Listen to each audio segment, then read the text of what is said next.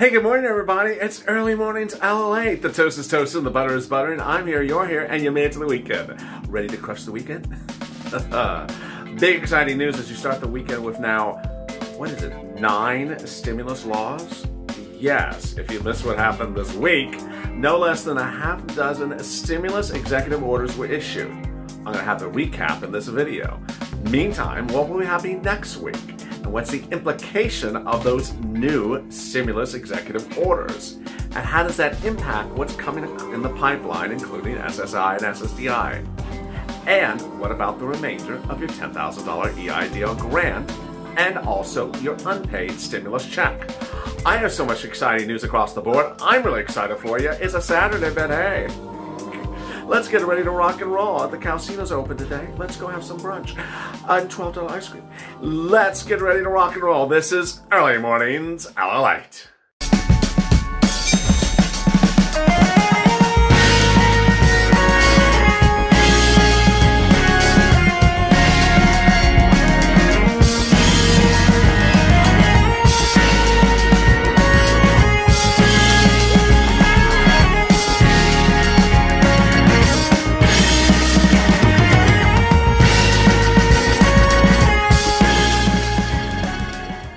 Hey, good morning, everybody. It's Early Mornings LLate. Wow, what a day it is after the first half week of the Joe Biden administration has already rolled out a half a dozen executive orders. I'll be going through all of them on this recording and what that means for your pocketbook. So if you have not subscribed, please subscribe. Hit that alert button on the front of the channel and also like this video. And if you've not become a member, become a Purple Power member by clicking the member link in the video's description at the top of the chat, in the pinned comment, or above the video right here. Become a Purple Hawk, Purple Power, or Calcino VIP. Wow, so much exciting stuff across the board, and they're already chatting about it over there in the instant chat room. This is an instant premiere, and as an instant premiere, you can chat with your Purple Power buddies about nearly anything. So with that, so much happening, let's get to the breaking news. The breaking news as you start this morning is that there's now a half dozen stimulus orders in place. What happened? We had the first stimulus package of March of last year, and you had the second stimulus package of fall of December last month, their law. But then as the week went on, Joe Biden just kept on signing executive order after executive order. And along came a lot of them. Let's recap what are the additional executive orders for stimulus that were signed this week. First, there was one for student loan debt for moratorium on repayment. So you do not have to pay back your student loan debts, if it's a federal debt. Currently, it's on moratorium, principal and interest. Next, eviction moratorium under the CDC, currently extended again under moratorium. That moratorium was set to expire late January. It's now continued for several months. Then mortgage forbearance. That's new on the books. There was no mortgage forbearance. So now there's one that keeps your mortgage federally backed on protection until the pandemic is over. And those were just the first 3 on the first day. Can you imagine? Well, yesterday, a whole slew of them came out. What was number 1? Number 1 was SNAP being extended again for more months. Under the second stimulus package, SNAP, the food program, got a 15% increase for 6 months, from January to June. But on Friday, Joe Biden stepped in and said, you know what, I'm extending for another 6 months. So now there'll be a 15% increase for SNAP for 12 months. It's law now. What's SNAP? SNAP is food. How do you get SNAP? Department of Agriculture, 211. How much does it pay? It would normally pay about $1,400 a month for a family of 4 in Hawaii, but this increases it 15% for a year. But there's more. Joe Biden's other executive order yesterday extended PBET nationally and also with a step up. What is PEBT? It's money for food if kids have to stay home because the schools are closed because of the pandemic. And you have to pay to feed the kids, so the SNAP program says, no, we'll reimburse you for some money. So they give $114 approximately per child per month under PEBT, normally. But Joe Biden, he's saying, I'm going to, 1, make it national, which it wasn't, and I'm going to increase it 15% across the board. Wow. So not one, but two huge lifts for food for a year. Imagine a family of four. They all got all got moved up 15%, and then the child that's staying home for school, that's an additional 114, and that steps up 15%. That's good news. What else happened on Friday? Well, we heard what I told you was going to happen. Treasury stepping in for unpaid missing stimulus checks. So under the first stimulus package, some people still not got to that $1,200 stimulus check. On the second stimulus package, a ton of people have never seen the $600 second stimulus check. So what are they doing? Two things. They're going to launch a place on the IRS's website to request a replacement check. Or two, they're going to encourage you to file your tax return on the first day you can file a tax return, February 12th, and on that return to request the return of a refund for the amount of the stimulus check unpaid. To learn more information, they actually have the details currently posted in form on irs.gov. When you get to the website, look for economic impact payment checks on the front of the page. It gives you information more about this. Then we turn to rent. I told you that rent under the second stimulus package was unpaid. And so is utilities, unpaid. It's now changed. On Friday, Department of Treasury issued a guidance as to how it's going to do the rent program. The rent program, how do you get it? You reach out to your cities and counties. Where do you reach out to them? 211 or 311. Is it live? Not yet, but it will go live in the next few days. So what is Biden doing? He's stepping in for second stimulus to do exactly what I told you he was going to do. Unpaid monies from second stimulus that were sitting around for rent have not been dispersed. So he said, hey, get the money out to cities and counties so they can go do rent. So watch your city and county to see when they do rent. Finally, the last executive order on Friday was sort of a mixture of hazard pay and a little bit of mixture of stimulus. How does it work? It's for someone who works for a government contractor.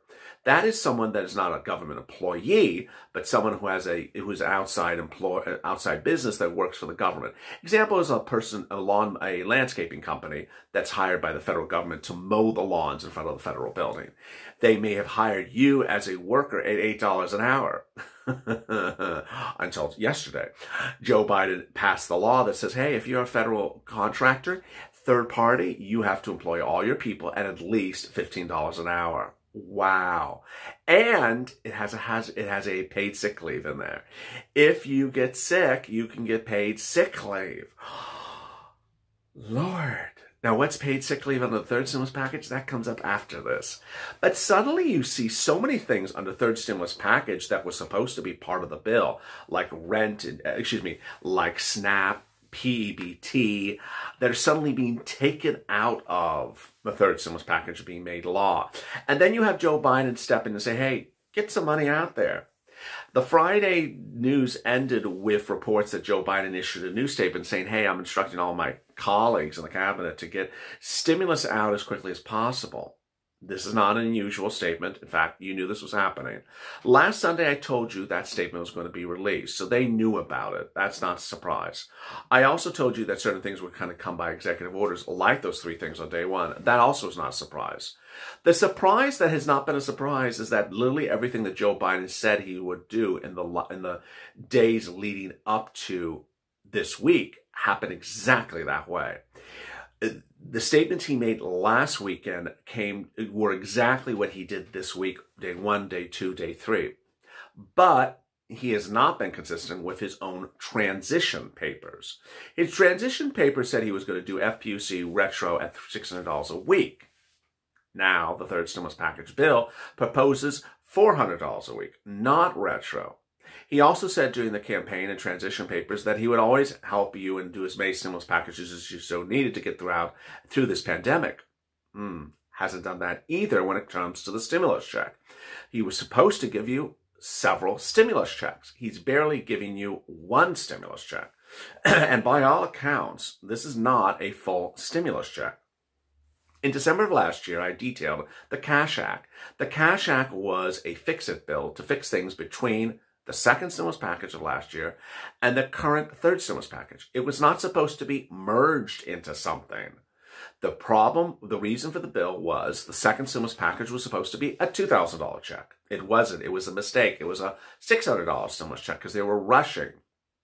Well, in the weeks that followed, Joe Biden said, and Chuck Schumer said that they would give you $2,000 and then the Cash Act in the third stimulus package. Suddenly, they're only giving you the Cash Act and really not a standalone stimulus check. Not cool. And that's why the campaign of this channel has been hashtag FPUC retro and hashtag MSC since Friday. It's still up for negotiations, the items of the third stimulus package. So take this video and tag politicians and use that hashtags. Make your own emojis or your own GIFs and say, hey, this is not sufficient. You should be doing this way. Now, ultimately, we want to remain positive. We want to remain focused, and we don't want to be defeatist about anything. But we certainly want to push, as the Purple Power always pushes. Then, finally, EIDL. I told you this was going to happen last weekend. I told you last weekend you were going to see the opening of the EIDL grant. It happened. The EIDL grant has now reopened for people who applied in 2020 that were low income. People who applied in 2020 who are not low income will be getting paid next. That's next in the food chain. First, they're going to be sending out SBA.gov emails inviting you to go to a portal to confirm your bank account, routing information, business name, all that type of stuff. And then they're going to ask you to submit some documentation and sign some documentation to confirm that you qualify for the major $10,000 EIDL grant. And then as a low-income applicant, you will get the money. Now, this may sound confusing to some viewers because the original first stimulus EIDL grant did not have this requirement. So when they get to the non-low income, will they require this as well? I don't think so. Moreover, what makes this also very confusing is that the second stimulus package has two provisions in there. They're supposed to be going live now. An EIDL grant for low income and an EIDL grant for agricultural. They're not going live. So suddenly there's no allowance for new grants under second stimulus and that you have to wait for third stimulus. Yeah, that's what's happening right now. Now, I don't know if that's going to continue. I don't think it is. I just think they're doing a little bit of money at a little bit of time. So what's next in the totem pole? The next in the totem pole is third stimulus coming up after this. That's where we're heading to in the next few days. Third stimulus check and third stimulus package. It's not a bill publicly. It is a bill privately. We've just not seen it.